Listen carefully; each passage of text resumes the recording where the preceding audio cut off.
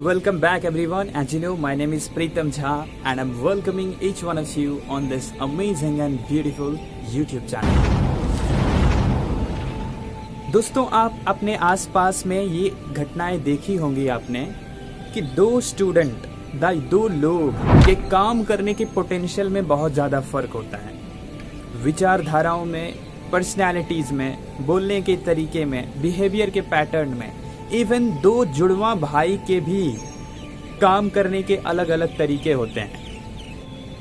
Comedians हैं तो comedian में एक कपिल शर्मा टॉप पर है, बाकी लोग उससे नीचे हैं। क्रिकेटर्स हैं तो विराट कोहली उस सबसे टॉप पर है, बाकी के प्लेयर्स उससे नीचे हैं। इस तरह के हर फील्ड में कोई चैंपियन होता है। तो इंसानों के अलग अलग होने का, अलग अलग तरीके के होने का कारण क्या है, फंडामेंटल रीजंस क्या हैं, आज हम इस बात पर डिटेल में बात करने हैं। इंसानों के अलग अलग होने का सिर्फ और सिर्फ एक ही कारण है, और वो है कि हम लोग के अलग अलग कॉन्शसनेस के स्तर हैं, चेतना के अलग अलग स्तर हैं। ये कॉन्शसनेस किस चिड़िए का नाम है, किसके बारे में मैं बात कर रहा हूं? जिसे कृष्णमूर्ति ने अवेयरनेस कहा है, जिसे ओशो ने, जग्गी वासुदेव ने चेतना कहा है, जिसे हमारे स्क्रिप्चर्स ने भी, वेदों ने, पुराणों ने, कुरानों ने चेतना कहा है। चेतना, कॉन्शसनेस, ये किस चिड़िए का नाम है? चलिए इसको साइंस के दृष्टिकोण से पहले समझते हैं। ये तो सबको पता होगा कि प्लैनेट पर पदार्थ का जो सबसे फंडामेंटल पार्टिकल है वो है इलेक्ट्रॉन, प्रोटॉन और न्यूट्रॉन। वैज्ञानिकों ने कहा कि इसको फर्दर अब डिवाइड नहीं किया जा सकता, ये सबसे फंडामेंटल पार्टिकल्स हैं। लेकिन कुछ सालों बाद वैज्ञानिक का, साइंस का एवोल्यूशन हुआ तो लोगों को पता चला कि इसको फर्दर डिवाइड किया जा सकता है, और जो सबसे छोटी पार्टिकल है वो कोई पार्टिकल नहीं है, वे वेव फॉर्म में हमारे प्लैनेट पर है, जिसे हिग्स बोसोन या गॉड पार्टिकल के नाम से जाना गया है। गॉड पार्टिकल, और वेदों पुराणों ने उसे कॉन्शसनेस कहा है, चेतना कहा है। यानी कि मेरी जो बॉडी है, मेरा जो मोबाइल फोन है, जिस फोन से आप मुझे सुन पा रहे हैं, ये सारी चीजें जिस फंडामेंटल पार्टिकल से बनी हुई है उसे ही कॉन्शसनेस कहते हैं, गॉड पार्टिकल कहते हैं।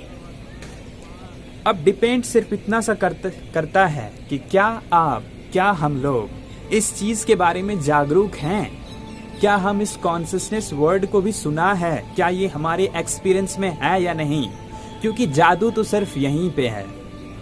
क्या आप कॉन्शियस हैं, क्या आप चीजें जागरूकता से कर रहे हैं, या फिर हमारी स्क्रिप्ट, हमारी फिल्म की स्क्रिप्ट पहले से लिखी जा चुकी है?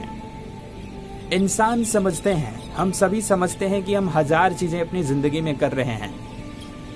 हर कोई अपनी फिल्म का, अपनी जिंदगी के फिल्म का हीरो तो है, लेकिन उस कहानी का स्क्रिप्ट राइटर पहले से तय है, डायरेक्टर पहले से तय है।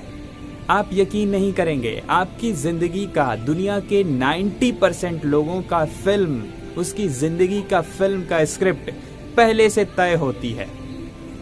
जब आप 5 साल के थे तो फिर स्कूल चले गए, फिर वहां से कॉलेज, फिर यूनिवर्सिटी, फिर जॉब, फिर शादी। तो ये जो स्क्रिप्ट है, ये हर इंसान की स्क्रिप्ट पहले से लिखी जा चुकी है।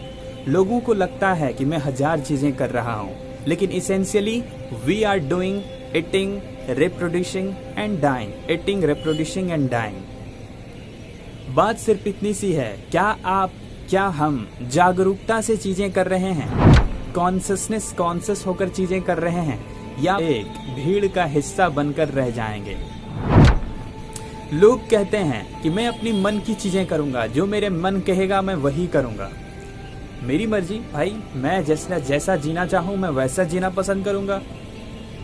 तो मन जो हमारा है, कि मैं मूवी देखने गया मिशन इम्पॉसिबल, मैं मिशन इम्पॉसिबल देखा, बहुत अच्छी मूवी थी, मैं बाहर निकला, अपनी बाइक को उठाया। उस दिन मैंने जितने तेज रफ्तार से बाइक चलाया था, आज तक मैंने कभी नहीं चलाई।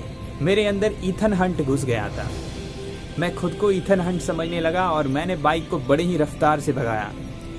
जब मैं कोई दूसरी फिल्म देखता हूँ तो फिर जस्ट फिल्म देखने के बाद वो हीरो का किरदार मेरे अंदर आ जाता है।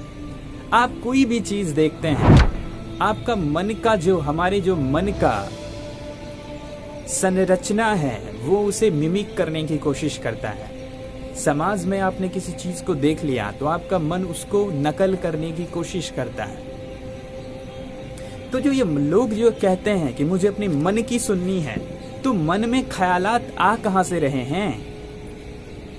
टीवी पर आपने किसी हीरो को देखा तो उसको नकल करने की प्रवृत्ति मन में आ गई, हम उधर ही चले गए। हम कहते हैं कि ये मेरी मन से कर रहा हूं मैं चीजें। जी नहीं। तो बात बस इतनी सी है कि क्या हम जागरूक होकर के चीजें कर रहे हैं? चेतना के 3 स्तर हैं।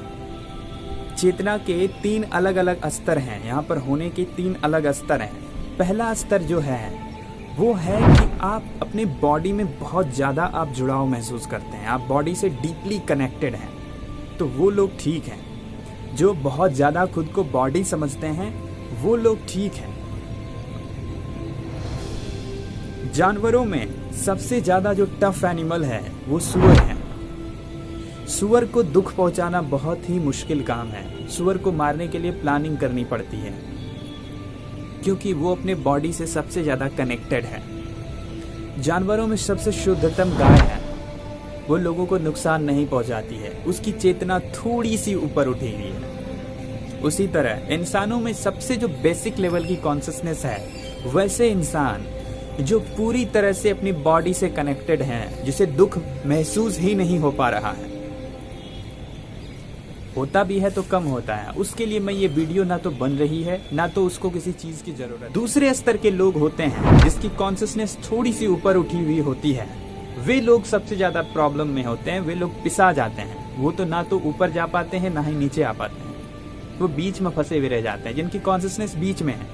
और दुनिया के 90% लोगों की साथ यही समस्या है कि उनकी कॉन्शियसनेस फंसी हुई होती है। तो इस वीडियो को बनाने का बस यही उद्देश्य था कि एटलीस्ट लोगों को कॉन्शियसनेस के बारे में पता चले। कॉन्शियसनेस शब्द, चेतना शब्द किताबों के पन्ने बनकर ना रह जाएं, लोगों के एक्सपीरियंस में आए। आखिरकार हम बने ही हैं कॉन्शियसनेस से, चेतना से ही हम बने हुए हैं। एक बार अगर आप कॉन्शियसनेस के एक बूंद को भी अपनी बॉडी में, अपने अवेयरनेस में महसूस कर लेंगे, तो ये चीज इतनी प्यारी है और इतनी ताकतवर है कि आप इसके दीवाने हो जाएंगे। तो आज के इस वीडियो को मैं यहीं पॉज कर रहा हूं। इस वीडियो को आपको कैसा लग रहा है? ये नई चीज, नई information. If you like it then you can comment, you can tell your experience. If you already knows this things you can comment also. ठीक है, तो फिर मिलते हैं एक नए वीडियो के साथ। तब तक के लिए bye bye, take care and wish you all.